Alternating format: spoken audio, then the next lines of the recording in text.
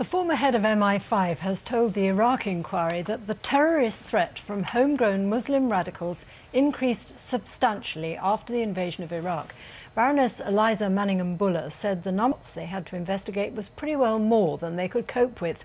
From the inquiry, our correspondent Nicholas Witchell reports.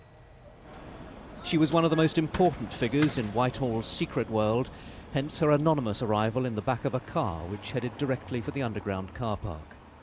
She is Dame Eliza Manningham-Buller, Director General of the Security Service, Mi5, from 2002 to 2007. She recalled 9/11.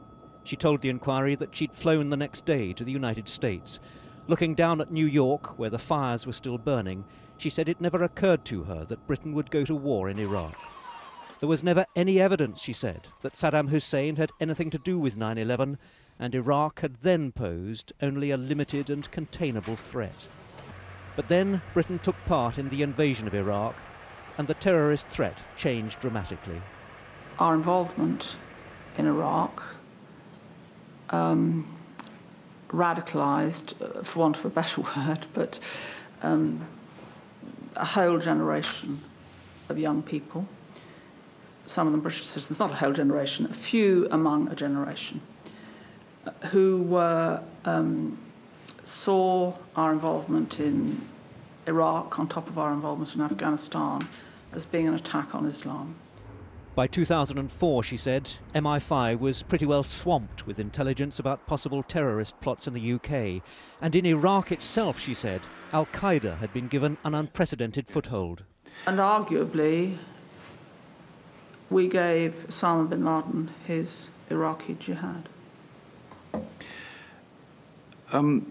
So that he was able to move into Iraq in a way that he wasn't there before. What were the main lessons to be learnt from Iraq, Dame Eliza was asked.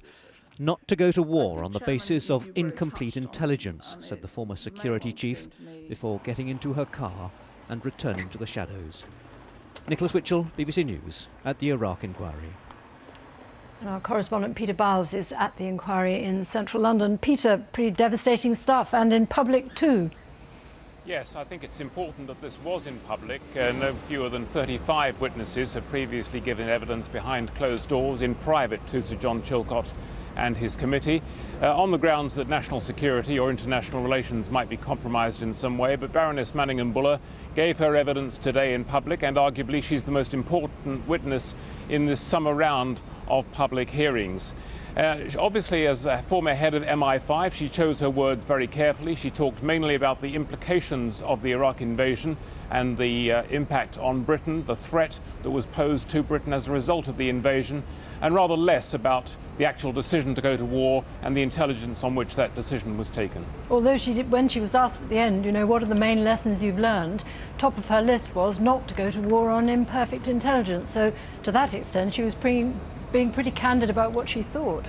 She was, and she made some very interesting final reflections, commented to Sir John Chilcot that she should have challenged some of the evidence in the Joint Intelligence Committee dossier, the September 2002 dossier that contained the claim that Saddam Hussein could deploy weapons of mass destruction within 45 minutes. She said there was a danger of over-reliance on fragmentary evidence, that the intelligence was never complete. And that was one of the problems in making a full assessment. She said that the focus had been on Iraq, and as a result, the focus on Al-Qaeda and the threat that Al-Qaeda posed in Afghanistan had been reduced as a result. And that, she said, had been a long-term misjudgment. Peter, thanks.